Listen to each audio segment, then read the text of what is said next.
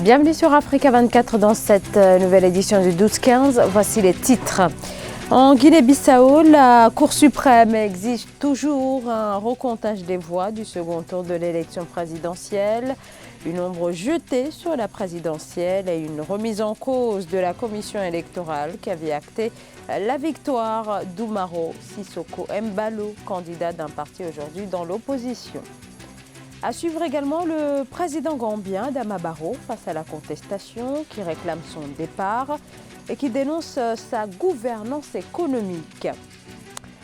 L'Afrique face aux défis du numérique, l'accélération du passage au numérique, les ambitions qui s'expriment notamment au Sénégal à travers son plan Sénégal numérique 2025. Le gouvernement se donne 5 ans pour que le secteur contribue à hauteur de 10% au PIB. Mais d'abord au Nigeria avec les déclarations du président Muhammadu Buhari qui veut que ses compatriotes s'impliquent davantage dans la lutte contre Boko Haram, sans donner plus de précisions. L'insurrection de Boko Haram et de sa faction Iswapa, affiliée à Daesh, continue de faire rage dans le pays et dans la région des Grands Lacs, du lac Tchad. Les combats entre le groupe terroriste et l'armée nigériane ont depuis 2009 fait au moins 35 000 morts et se sont propagés au Niger, au Tchad et dans plusieurs autres États voisins. En Guinée-Bissau, c'est la confusion après que la Cour suprême ait ordonné à la commission électorale de procéder au recomptage des votes de l'élection présidentielle du 29 décembre 2019. Des premiers résultats qui avaient donné Oumaro Sissoko Embalo vainqueur, mais contesté par son adversaire Domingos Simoes Pereira. Pour l'heure, la commission électorale n'a toujours pas commenter cette ordonnance. Voyez ce reportage de nos envoyés spéciaux Babilas Boton, Richard Togbe et Paul de Singwe avec les commentaires de Gladys Mwamba. Le recomptage immédiat des voix ordonné par la Cour suprême tarde à être appliqué en Guinée-Bissau. La plus haute instance juridique du pays a rejeté le 24 janvier les résultats définitifs du second tour du scrutin présidentiel du 29 décembre 2019. Publié une semaine plus tôt par la Commission nationale électorale en ordonnant la vérification des procès-verbaux. Un acte qui désavoue l'organe électoral qui avait déjà crédité le candidat du Madame G15, Oumaro Sissoko Embalo, de 53,55% des suffrages contre 46,45% des voix pour le candidat du PAIGC, Domingos Simoes Pereira. Le compteur est désormais remis à zéro. Nous sommes un état de droit. Et je pense que quand la Cour suprême se prononce, toutes les institutions, y compris les particuliers, doivent respecter ce qui est la décision de la Cour suprême. Et dans ces matières, la Cour suprême, c'est l'instance du recours de contentieux électoral. Le candidat malheureux, Domingos Simoes Pereira, qui avait vu son premier recours rejeté par la Cour suprême, a finalement trouvé gain de cause auprès des juges de la plus haute instance juridique du pays, suite à l'introduction d'un second recours pour dénoncer des irrégularités et contester la victoire de son adversaire. Les doutes émis par la Cour suprême ont donc conduit à une vérification qui pourrait changer la donne. Si la CNE assume qu'il a commis une erreur, elle a commis une erreur. Si la Cour suprême a déjà délivré une décision, si l'ensemble de la nation bissau-guinéenne attend de savoir exactement quelle était la vérité des urnes, à qui ça gêne d'aller vers les urnes, d'ouvrir les voies et de faire le recomptage direct pour proclamer le président. Les observateurs électoraux avaient pourtant salué le bon déroulement de la récente élection présidentielle de la Guinée-Bissau. L'Union africaine et la CEDEAO s'étaient d'ailleurs exprimées dans ce sens. Une prise de position continentale et régionale précipitée qui est aujourd'hui remise en question.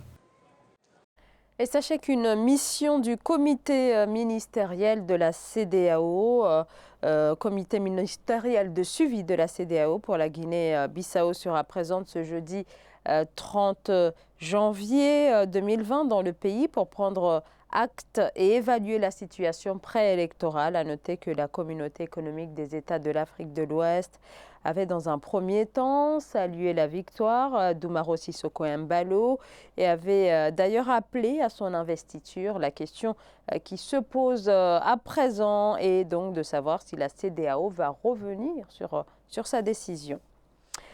Amadou Sanogo est libre, du moins provisoirement. Le général malien était depuis 2013 dans l'attente de son procès dans l'affaire dite des Bérets Rouges, leader du coup de force militaire qui a entraîné le départ de l'ancien chef de l'État, Amadou Toumani Touré.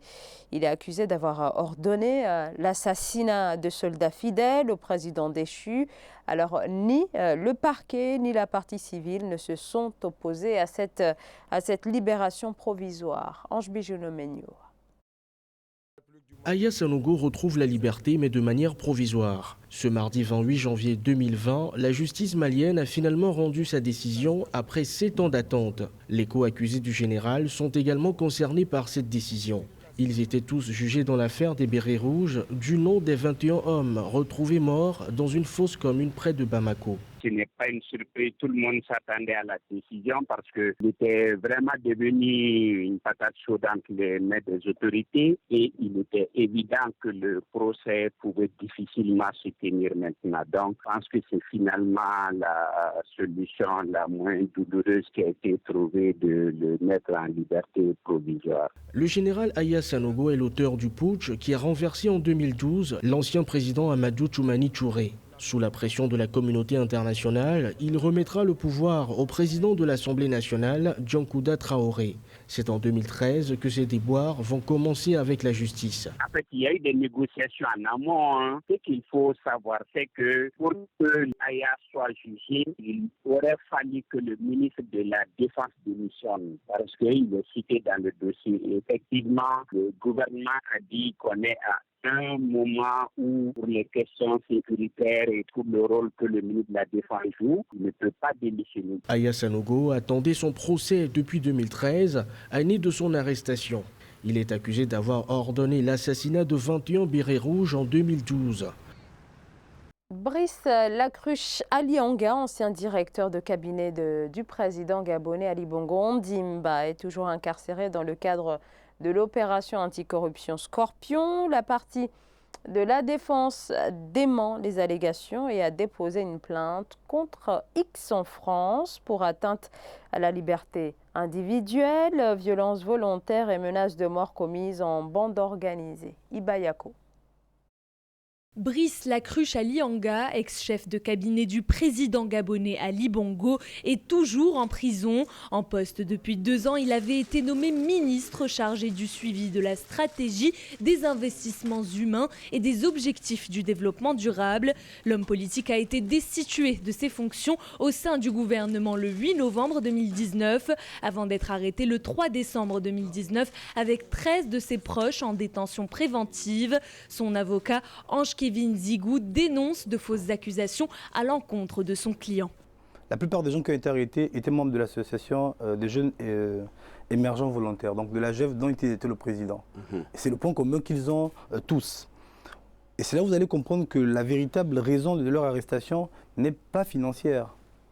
Parce que le point commun qu'ils ont n'est pas d'avoir géré le même budget. Le point commun qu'ils ont, c'est d'être tous membres d'une association politique. Et donc la raison réelle de leur arrestation n'est pas à trouver dans les finances parce que c'est l'argument qu'on peut soulever pour appâter le peuple, pour emporter l'opinion. Dans un pays dans lequel la population souffre énormément, il suffit d'indexer des gens, de les désigner comme étant les voleurs de la République pour que le peuple applaudisse. Donc il fallait trouver un argument qui emporte la conviction populaire alors que la réalité de l'arrestation est ailleurs. Le départ de Brice Lacruche Alianga du cabinet présidentiel a été très commenté dans le pays puisqu'il était devenu l'une des personnalités les plus puissantes du Gabon. Au moment où le chef de l'État a été victime d'un AVC en octobre 2018, une situation qui aurait permis à Brice Lacruche Alianga de prendre le dessus sur tous les lobbies autour du pouvoir présidentiel. Il est accusé par l'opposition d'avoir taillé l'administration publique à son goût et de diriger le pays par procuration. Le communiqué de la présidence de la République qui sortait nous disait qu'Ali Bongo est aux commandes et il dirige le Gabon. S'il dirige le Gabon, c'est qu'il dirige son directeur de cabinet parce qu'il gère le cabinet du président. Et donc, il n'aurait pas pu prendre toutes ces postures sans l'aval d'Ali Bongo, sauf si on nous dit qu'il était absent, sauf si on nous dit qu'il n'était pas présent et qu'il ne savait pas ce qui se passait. Je vous prends un exemple, on parle de la tournée républicaine, mais qui l'a clôturée? Qui a fait des pas de danse au stade de Nzayon? C'est bien Ali Bongo lui-même, donc ça veut dire qu'il validait ces postures-là. Donc il n'a été que le fidèle porte-parole, il n'a été que le fidèle mandataire d'Ali Bongo. Une plainte a été déposée en France par les avocats de Brice Lacruche ce mardi 21 janvier. Une plainte contre X pour atteinte à la liberté individuelle, violence volontaire et menace de mort commises en bande organisée. La présidence de la République affirme que les chefs d'accusation à son encontre sont maintenus avec l'application du principe de la territorialité de l'infraction. Des Soudanais dénoncent l'envoi de proches qui combattent actuellement en Libye et au Yémen. Des dizaines de personnes qui ont manifesté ce mardi à Khartoum. Elles exigent le retour de leurs proches enrôlés. Selon un rapport de l'ONU, 5 groupes armés soudanais et 4 groupes armés du Tchad ont fourni des milliers d'hommes pour combattre sur le sol libyen. Certains soldats originaires du Darfour combattraient même comme mercenaires à titre individuel en Libye, pays en proie au chaos depuis la chute en 2011 du régime de Mouammar Kadhafi. Le gouvernement gambien fait toujours face au mouvement de contestation qui exige le départ du président Adama Barrow. Les manifestants demandent au chef de l'État de quitter le pouvoir au bout de 3 ans, comme il s'y était engagé en 2016. Des manifestants qui dénoncent aussi la situation économique qui n'a guère évolué. Philomène Tine. Toujours vulnérable face aux défis économiques dans presque tous les secteurs, la Gambie, depuis 3 ans, ne manque pas de subir les effets d'une transition politique et économique plutôt difficile. La réalité économique du pays, marquée par la forte augmentation des dépenses publiques, un taux de chômage des jeunes qui dépasse les 40%, définit le régime du président gambien Adama Barrow comme une désillusion de la part d'une partie de la population exacerbée. Le président Barrow, quand il est arrivé au pouvoir il y a de cela 3 ans, il a hérité d'une situation très compliquée laissée par son prédécesseur. Aujourd'hui, Barrow n'a toujours pas réussi à régler le problème du déficit budgétaire. La Gambie dépense beaucoup plus qu'il ne produit et il a beaucoup de mal à apporter les réformes nécessaires pour sortir l'économie gambienne du marasme. Inscrite dans la catégorie des pays surendettés, selon le Fonds monétaire international, la Gambie fait face à une mauvaise gestion des finances publiques qui a haussé le déficit budgétaire du pays à 6,3% du produit intérieur brut en 2018. S'y ajoute la problématique de l'accès à l'électricité. Le problème, c'est que Barrow est un peu un président par défaut. Je pense qu'il doit aujourd'hui prendre le pouvoir comme il l'a promis. Ce qu'il n'a pas fait en 3 ans, il ne le fera pas pendant le reste de son mandat. Donc, il est préférable pour lui de dire, écoutez, voilà, j'ai été le président de la transition. J'ai amené la Gambie dans une situation qui est un peu plus stable qu'elle ne l'était du temps de Yaya Jammeh. Maintenant, débrouillez-vous avec ça. Plus petit pays d'Afrique continentale et ne dépendant que de l'agriculture avec 23% du PIB, la Gambie dispose de très peu de ressources naturelles. Son président Adama Barrow est aujourd'hui soumis à une intense pression populaire après s'être engagé en 2016 à quitter le pouvoir au bout de 3 ans. D'ici à 2050, vous le savez, la population africaine atteindra la barre des 2 milliards d'habitants, dont 75% auront 25 ans. Passer de 1 à 2 milliards d'habitants dans un intervalle très court, cela nécessite la création d'un modèle de rupture et cela peut passer notamment par le développement du numérique, mettre l'accent sur le numérique, un choix fait notamment par un pays comme le Sénégal. Les précisions d'Amenedji. Au total, 140 000 emplois directs et indirects seront créés dans le cadre de la mise en œuvre du programme Sénégal numérique 2025. Il s'agit, selon le ministère de l'économie numérique et des télécommunications, d'une stratégie visant à généraliser l'usage du numérique. Ce dernier pourrait contribuer jusqu'à hauteur de 10% au produit intérieur brut du pays d'ici 2025. Cette stratégie, qui se résume en une vision à long terme, a pour objectif de faire du Sénégal un pays émergent grâce à une nouvelle dynamique de croissance inclusive bâtie sur le socle d'une société solidaire dans un état de droit. 28 réformes seront initiées avec 69 projets entre 2016 et 2025, le tout chiffré à 1,3 milliard de francs CFA, soit près de 2 millions d'euros avec un plan de financement. La mise en œuvre de cette initiative permettra d'atteindre les objectifs de transformation structurelle de l'économie nationale sénégalaise à travers la diffusion du numérique dans les secteurs prioritaires. Aujourd'hui, face à la montée en puissance du numérique, le Sénégal considère en fait maintenant ce segment comme un quatrième secteur d'activité. Le Sénégal veut être un pionnier dans ce domaine-là du numérique avec des startups. Bien sûr, il faudra de l'accompagnement, il faudra un financement.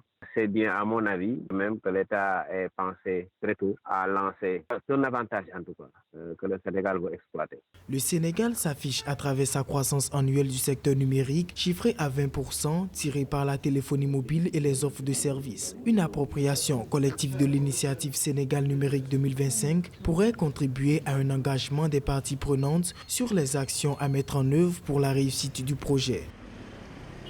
Le coronavirus, les autorités sanitaires chinoises dénombrent dans un nouveau bilan mercredi plus de 5 900 cas confirmés de contamination et 132 morts. Apparu à Wuhan en décembre, le nouveau virus se transmet entre mains et se traduit par de graves troubles respiratoires. Des cas ont également été signalés hors Chine. Et pour limiter les risques de contamination par des voyageurs en provenance de ce pays, de nombreux États renforcent les dispositifs sanitaires, notamment dans les aéroports et désormais au niveau même des arrivées de touristes. Par exemple, le gouvernement du Mozambique a annoncé mardi la suspension de la délivrance des visas d'entrée sur son territoire aux citoyens chinois. Ce journal a été réalisé par l'ensemble de la rédaction. Merci de votre fidélité. Dans un instant, une nouvelle édition de l'actualité sur Africa 24.